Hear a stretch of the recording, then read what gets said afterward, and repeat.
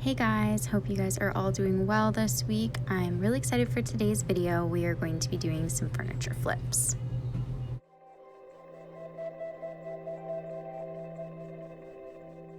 This first piece I actually got off of Marketplace for $5, which I thought was pretty cool. I really loved the doors on it. That was my favorite part, and I figured it could turn into like a fun coffee bar or side table, somewhere to store board games, that kind of thing. So let's get started with some white paint, of course, just going in with some diamond finish deluxe paint in Chantilly lace.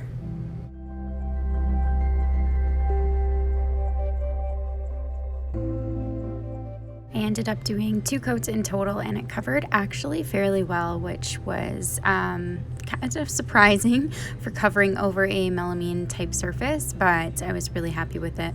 Also, sorry for the iPad with the movie in the background. I always have something on. Let me know in the comments, what's your guys' go-to Netflix show right now? So I picked up some hardware from Home Depot. I believe in total I spent about $30 on hardware, which I thought was pretty good. So you just take these little base pieces and drill them straight in with the screws that they give you.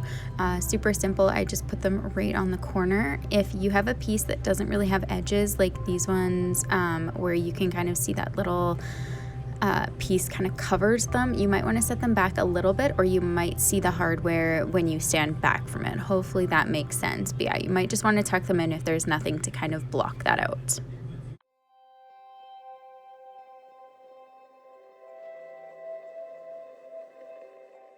The legs I also picked up from Home Depot. They come as more of a natural color wood, so I just took a little bit of early American stain, just kind of gave that a quick coat, and then they were good to go.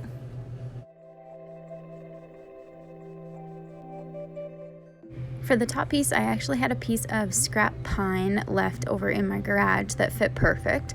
So I just went ahead and put on some No More Nails on the very top, on both edges, and then stuck it on. Once I had it on there, I did just weight it down with a few books and random household things after I had it on there, just to make sure that it really stuck. And honestly, the No More Nails is fantastic. The paneling stuff especially, I have a really great luck with. So other than that, it is all finished up, and I am so happy with how it turned out.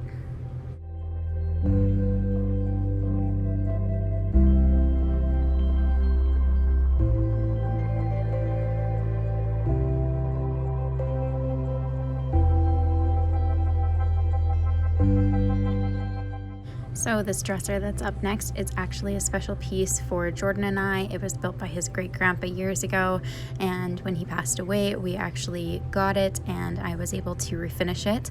I had to go through a little bit of trials on this one. I had tried sanding it down and staining the top. But as you can see, it just was not working. It was actually made of fur, and that was just throwing the whole thing off. It wasn't sanding up very well. It could have been a veneer. I'm not even 100% sure, because he would have built it in his shop. So I ended up getting some help from a couple local ladies, and we decided to try out some Fusion mineral paint diluted with 50% water, and basically made like a paint stain for it so that I could at least stain the top and the drawer fronts. I wanted to keep the look of the wood and the wood grain, but the red was not working and the blotchiness was not working. So this actually ended up working so well, and I would 100% suggest it if you have a piece that is made of fur that gets those really red tones. It worked out great. The color of the Fusion mineral paint is called Algonquin, and since this I have used it on multiple pieces because it's just such a great color.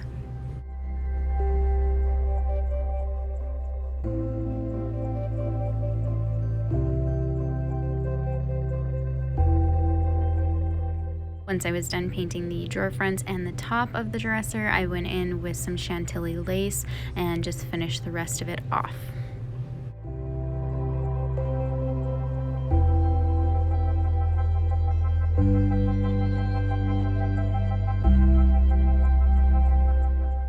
I had already ordered some legs for the dresser off of Amazon, but I needed some handle hardware, so I popped over to Home Depot and picked up these Richelieu handles that I think gave it a little bit of a modern feel, and they went really well with the hairpin legs. I ordered these, like I said, off of Amazon.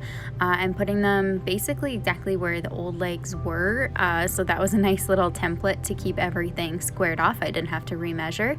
If you are adding them to a new dresser, my only suggestion would be to not put them right against the edge, or you will see the hardware like I was talking about with the last set of leg hardware. You kind of want to put them an inch or so in off of the edge so that you don't see them. And here is the final look. I'm so happy with it. I'm so happy you can still see the wood grain, and more than that, Jordan was thrilled with it, and now it's a piece that we can keep in our home for years to come.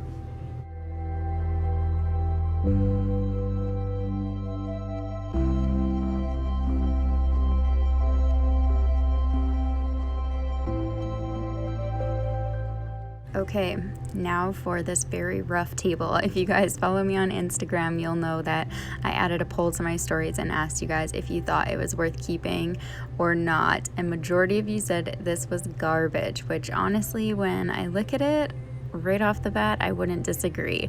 But instead, I went ahead and gave it a new tabletop. We picked up some 1x6s and I cut them all down on 45-degree angles. We were attaching them with no more nails and some screws coming in from the bottom just to really make sure it is secure and kind of giving it a little bit of a slat look.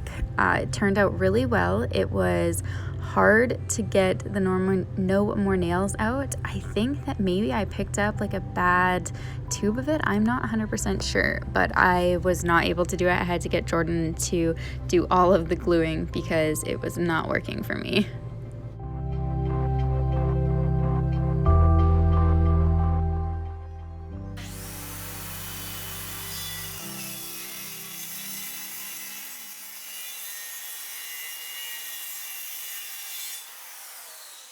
So when I first went through and did all of the slats on top, I had it nicely lined up and I actually didn't have much overhang.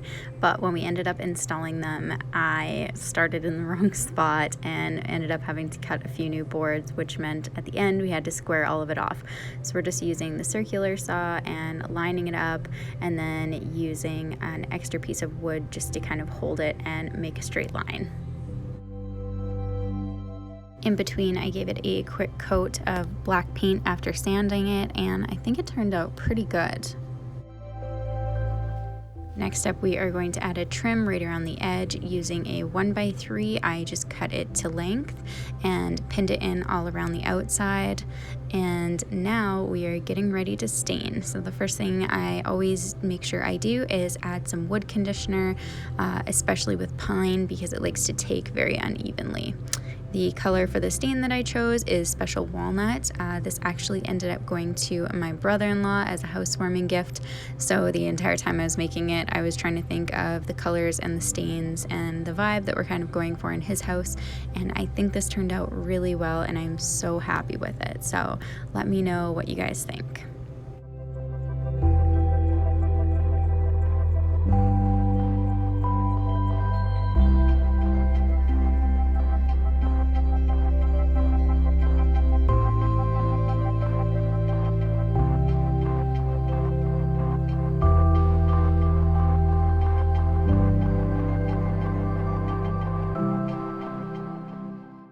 So this last project is probably my favorite. I picked up this TV stand off Marketplace for $30. Took the legs off of it first because that was just not working for me.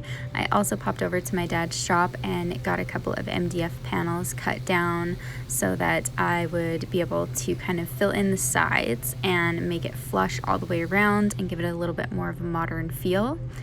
And then we needed to replace the legs. I did not record a ton of this because this was a huge learning experience for me. Honestly, it's still not perfect, but I did love the end result so much. But I just went in with some 2x2s and basically made a square frame for the new legs, used my Craig jig and some wood glue to attach everything together, and it ended up holding really well. I'm really happy with it because the cabinet itself is fairly weighty. It's Yeah, it's not light, that's for sure. We did end up putting a support piece just in the middle of the legs. We just felt like in case it got bumped or something like that, or if one of our cats jumps on it weird, we definitely didn't want it to collapse. So same thing, just using the Craig jig and a little bit of wood glue to attach those together and give it a little bit of extra support.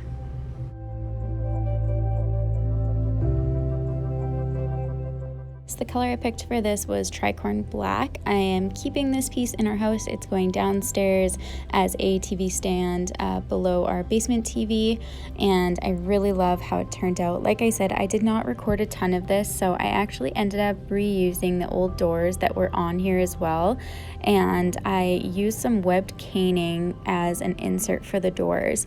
I picked it up at our local fabric store. My mom actually scored it for me, super random.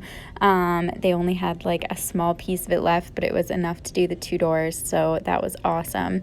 I wish I had recorded a bit more of it, but honestly I wasn't sure if it was going to turn out. I thought this might be a fail, so I reattached those and added some new hardware and got all of it painted black, and honestly I am obsessed with it. Let me know what you think, but I think this one is my favorite project. Thank you guys all so much for watching. I'll see you next Thursday for another video. Don't forget to like and subscribe for more content.